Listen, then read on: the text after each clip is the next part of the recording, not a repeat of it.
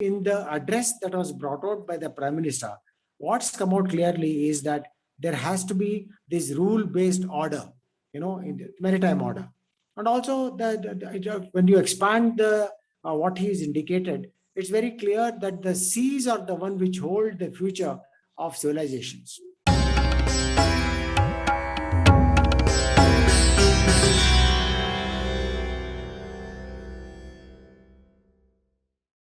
Namaste everybody, welcome to Citti Media. My name is Citti, your host.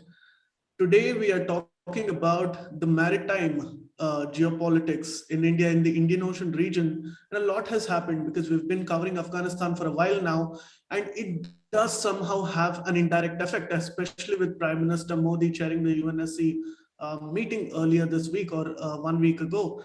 To discuss that, we have somebody very special with us, Commodore R.S. Vasan, sir. Sir, thank you so much for joining us. Namaste. Namaste. A brief introduction about him. He has been in the Indian Navy and the Coast Guard for about 34 years, and he's commanded 2 naval air stations and a warship. And also, he's the regional director for the National Maritime Foundation, Chennai chapter. So thank you so much for joining us, and I hope you're safe. Thank you, Sharon. I am good and looking forward to this interaction. Absolutely, sir. One of the major discussion that has happened in the last 1 week, and unfortunately it got overshadowed with what is happening in Afghanistan, is Prime Minister Modi's session at the United Nations Security Council on maritime security. Can you please tell our viewers what this meeting was about and why it is so significant for India? No, I think it's important that you tagged it. In all the din that is taking place as far as Afghanistan is concerned, people forgot about this other important aspect that was addressed by our Prime Minister during the UNSC session. And it's extremely important because everyone has told you that the 21st century is the century of the seas. And we've seen the kind of developments that have taken place, which now has all revolving around the Indo-Pacific. And within the Indo-Pacific, you are looking at one major power, emerging naval power, which has also got all the credentials of a blue water navy, which is the Chinese Navy, the PLA Navy. And within the Indo-Pacific, there is this increased relevance of free and open Indo-Pacific. It's not today that we are talking about it. We've been talking about it for years. But I think in the address that was brought out by the Prime Minister, what's come out clearly is that there has to be this rule-based order, in the maritime order. And also, when you expand the what he is indicated, it's very clear that the seas are the one which hold the future of civilizations, in terms of connectivity, in terms of trade, in terms of the energy resources, the food resources. So whatever you look at, it is the oceans that hold the key to our challenges which are emerging in the future. So which is where the relevance of looking at the maritime sphere during the talk is of great relevance to not just India, but all nations, whether they are a maritime nation or a nation which is landlocked like Afghanistan or Nepal or Bhutan. The seas will continue to hold a great lot of importance for civilizations. So from that point of view, when you analyze it in detail, it's clear that we require security, stability, within any maritime domain, which leads to prosperity. And right. These are all interlinked. We're looking at security, stability, prosperity. All these are interlinked. And unless you have a strong mechanism supported by able-minded nations, like-minded nations, only then will you be able to have this complete security architecture in place. Mm-hmm. And that's what we are looking at, particularly in the Indo-Pacific domain, because we are looking at the kind of contestations that are taking place in the South China Sea. And we look at the aggressive behavior, which has, unnerved the neighbors in South China Sea, whether it's Philippines or Brunei or Malaysia or Taiwan or Indonesia. So here is a nation that is challenging even the United Nations Conventions on the Loss of the Seas. Yes. While it is both a signatory as well as ratified the UNCLOS, it is challenging it and has not even accepted the verdict of the Permanent Court of Arbitration in Hague in 2016. Because Philippines, though being a very small nation, mustered enough courage to go there and say, look, a lot of injustice is being done in terms of overlapping claims on the exclusive economic zone, and they won the complete verdict. And yet there are serious issues. We also seen in the Indo-Pacific the emergence of the maritime militia, which is now supporting the fisheries fleet, and there are almost like mercenaries who would come in the way of other legitimate fishing rights being exercised in the exclusive economic zone. So it is the maritime dimension that has both the challenges and also the answers for the civilizations, as I said earlier. So, which is where the relevance of what was addressed in the United Nations Security Council by our Prime Minister holds great significance in the coming years. Right, absolutely. Thank you so much for opening, for sharing such introduction about the topic. And speaking about rules, China has established new rules for the maritime security, and not a lot of attention has been paid to that because it directly impacts India and its allies. So, how significant is this, and why should we be worried? Yeah, I think this is something that was expected for some time. It's not the first time that China has gone around trying to establish its control over all these illegal territories that it has occupied. Even within the South China Sea, all these are rocks and reefs which are converted into islands within the so-called 9-dash line, which has no legitimacy. According to international regulations, even these so-called rocks and reefs, which have been now converted into islands and military bases and garrisons, can only give them 12 nautical miles. That's by UNCLOS. To start with, even the very basis for claims in the South China Sea themselves have been annulled by the verdict of the UNCLOS, by the PCA, by the Permanent Court of Arbitration in Hague. So under these circumstances, when it imposes, it will definitely come in the way of the smaller nations, the smaller neighbors, trying to carry out their legitimate rights of offshore exploration, in terms of trying to have a passage, in terms to carry out fishing in the areas which is exclusive economic zone. So what it is trying to say is that without my knowledge, you cannot transit these areas of 12 nautical miles. Right. This is totally in contravention to the UNCLOS provisions. The UNCLOS provisions allows innocent passage within the 12 nautical miles, even within 12 nautical miles. For example, off 12 nautical miles from India, in the Indian coastline, even foreign warships are allowed to travel as long as they are not engaged in any warlike activities, weapon firing, research activities, exercises, etc., etc.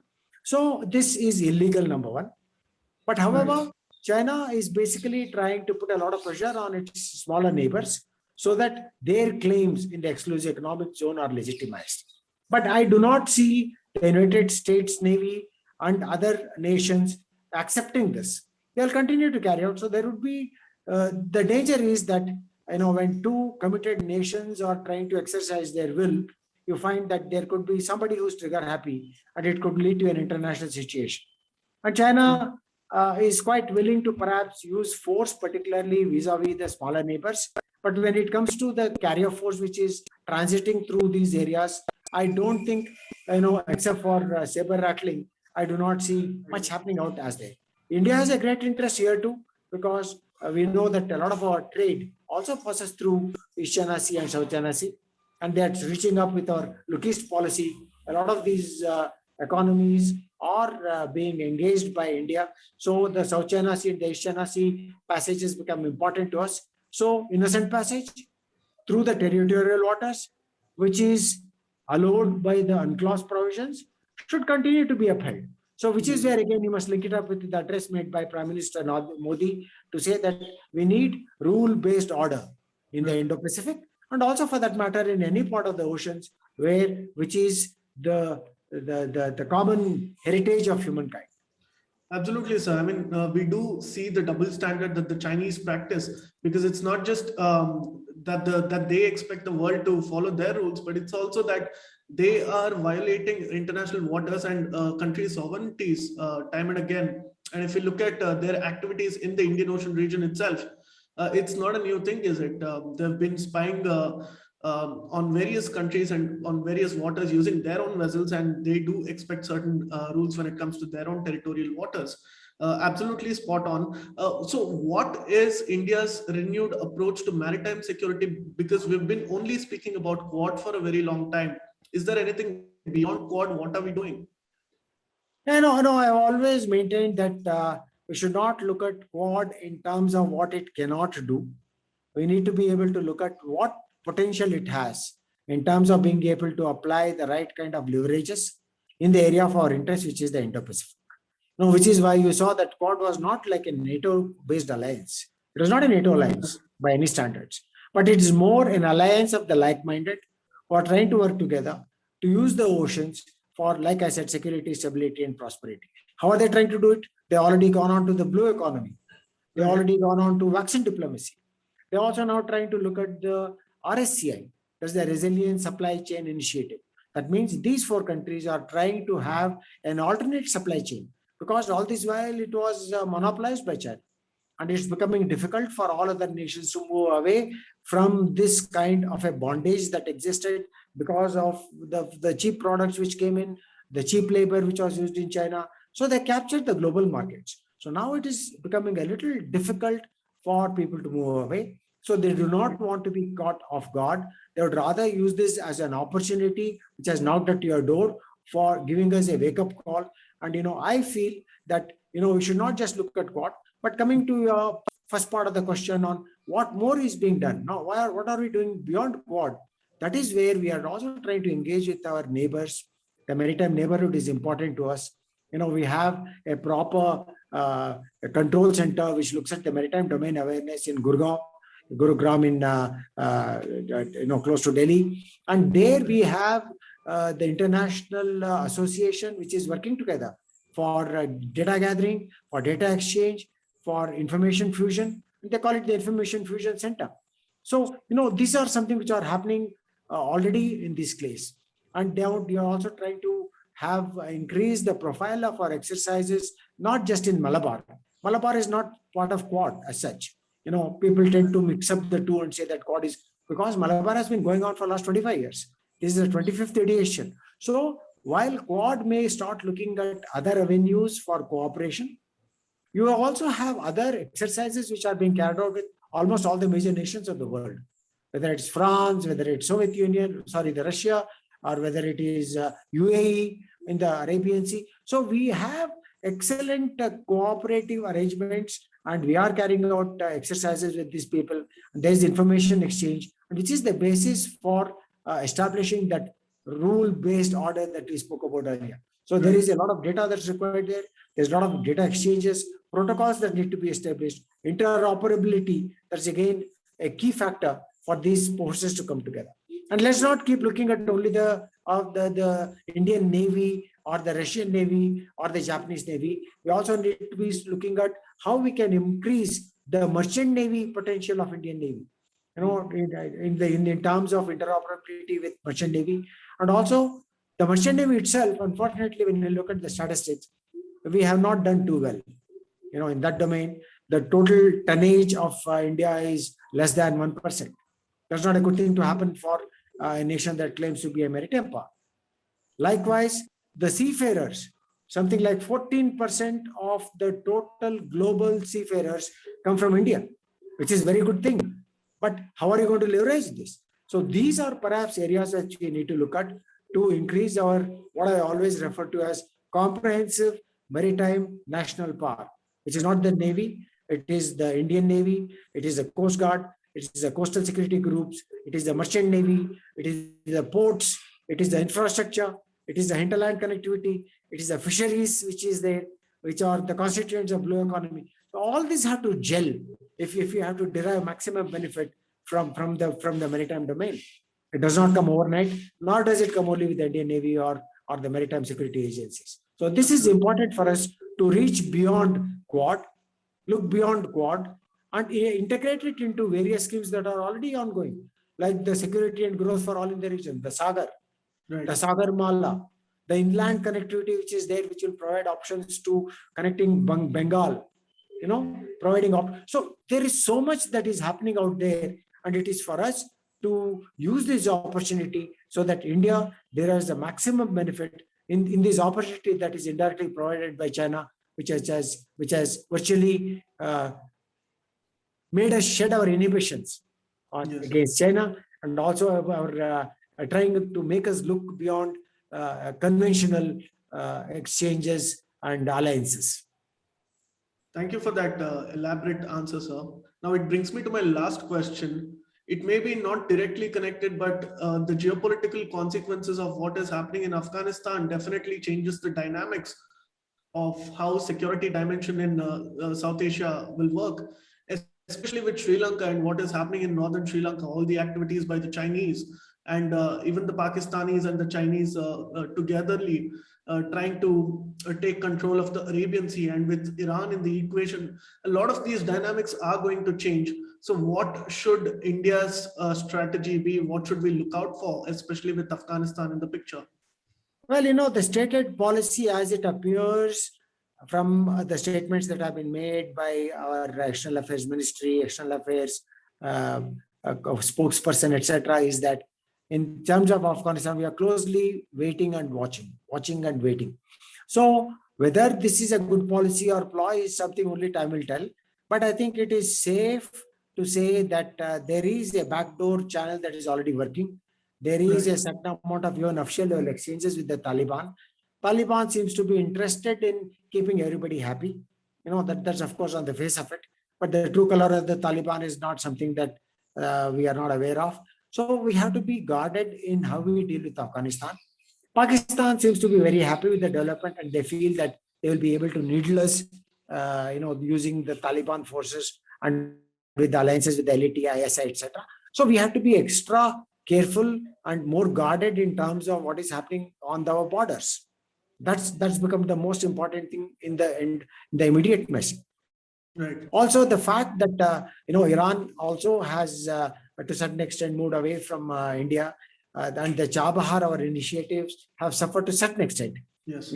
So this is where we need to perhaps put the clock back and ensure that our long-term ambitions which were there for using Chabahar and the North-South Trade Transit Corridor (UNSC) to reach out to Central Asian Republic and the European countries not abandoned. And as far as reaching and dealing with Afghanistan is concerned, we cannot be at the mercy of Pakistan, because whatever trade takes place was always because of the permissions given by Pakistan or the most favored nation status that we had given, etc. So, but the point is that we definitely require the use of the seas now. And therefore, the Chabahar is one thing which we are trying to use for this connectivity to the Central Asian Republic, as well as Afghanistan and the European countries through the North-South transit corridor. So it appears that there's been a certain amount of setback on these plans, but we should not lose heart. We should keep all our options open. We are already in touch with even Russia. Our Prime Minister and others are also engaging simultaneously with other leaders, including in Iran, Taliban, Russia, even China to a certain extent, where some dialogue is taking place on certain issues. So we need to keep the dialogue lines open, number one.